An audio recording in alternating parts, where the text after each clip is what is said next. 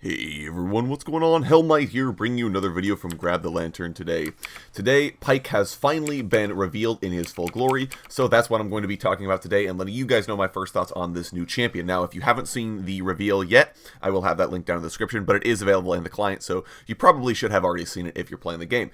But anyways, let's go ahead and talk about him. So, first thoughts, Pyke doesn't really look like a support in any way, shape, or form to me, personally, but I'll go ahead and let you guys know what his abilities do. So first is his passive. Pyke's passive is called Gift of the Drowned Ones. As long as he's unseen by enemies, he rapidly regenerates some of the health he recently lost to enemy champions. What this means is that if Pyke takes the brunt of a poke battle or trade or something, he can just duck into a bush, and as long as the enemies can't see him, he regenerates some of that HP. So it gives him a little bit of sustain against enemy poke champions. It helps him out because he is a melee. And so obviously this does help him in the support position if he's dealing with someone like a Karma or a Sona. But it also means that if he's playing in a different position entirely, such as mid lane, he can also sponge off some of the poke damage there. Pyke's Q is called Bone Skewer. If you tap the ability, he stabs in front of himself, damaging and slowing all enemies in front of him. If you hold the ability, though, he'll ready and throw his harpoon in a direction, he'll impale the first enemy struck and pull them a fixed distance towards him.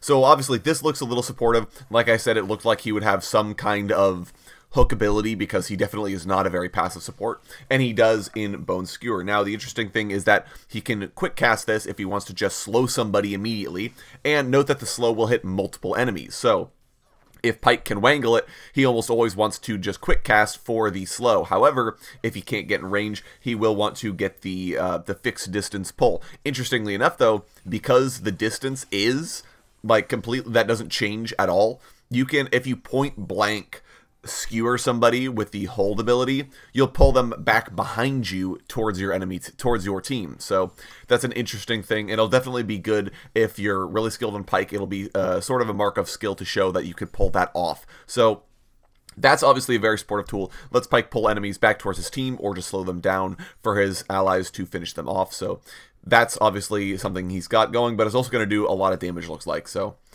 anyways, Pyke's W, Ghost Water Dive. He goes into, basically when you activate it, he gains camouflage and gains an increase to his movement speed that decays over a few seconds. That's all the ability does. However, what this means is that first, Pyke is really good at roaming, because he has a way to kind of circumvent wards. The duration on it looks like it's fairly long, and the movement speed as well. Obviously, Riot usually show the ability at its maximum rank when they do these videos, so it's hard to tell exactly how long it's going to last or how much movement speed you get in the early game. But the point being is that it allows Pyke to circumvent a lot of early wards and either find early roaming kills or letting him set up plays down the bottom lane. I can definitely see this comboing with someone like Twitch.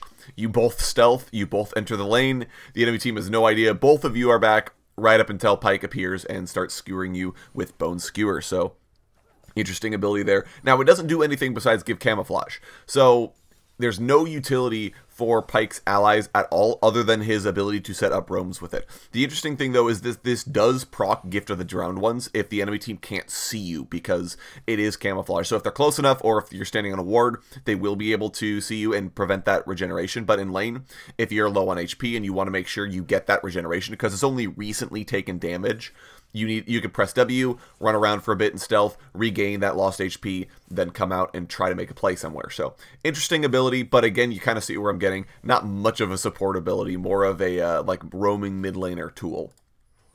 Pyke's E is called Phantom Undertow. He dashes in a direction and leaves behind a drowned phantom. After a delay, the phantom returns to Pyke, damaging and stunning enemies it passes through.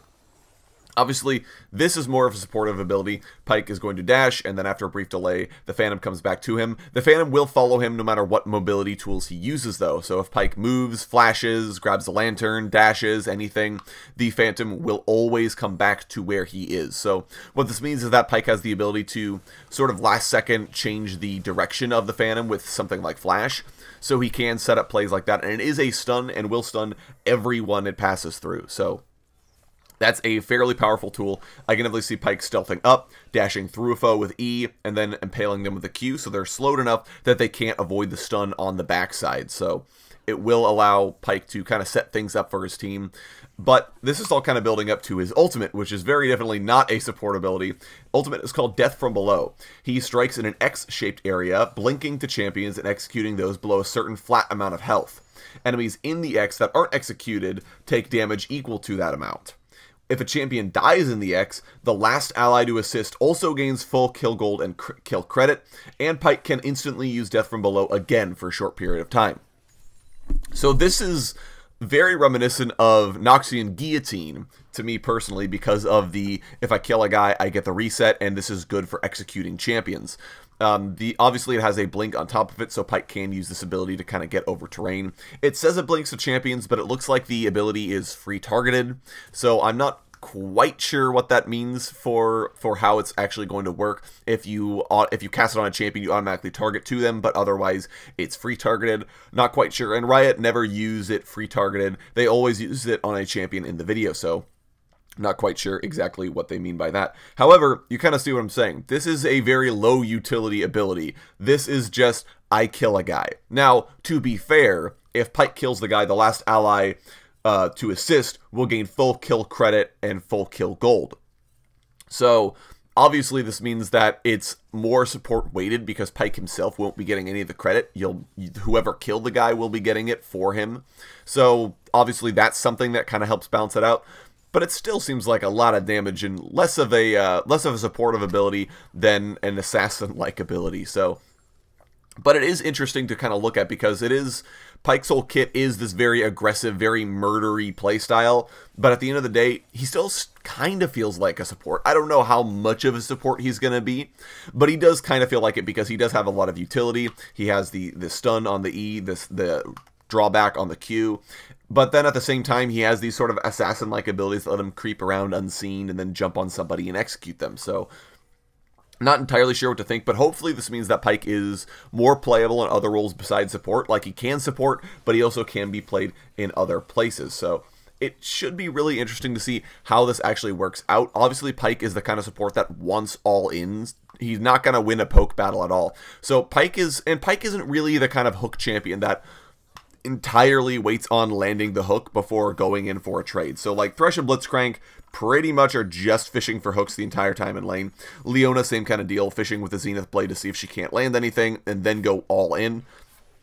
Pyke, though, is a little different because he doesn't necessarily want to start with his harpoon. Instead, he kind of wants to hang around, possibly look for a pullback, because obviously that sets you behind. Then you can dash onto them with your E, maybe get the stun, or force a flash or something. And Pyke seems like he's going to be doing a decent chunk of damage. I don't know if he's going to be AP or AD assassin. AD would make a lot of sense because he doesn't have that many high damage abilities. But also AD itemization, AD support itemization doesn't really exist outside of Mortal Reminder, Black Cleaver, and that's really it.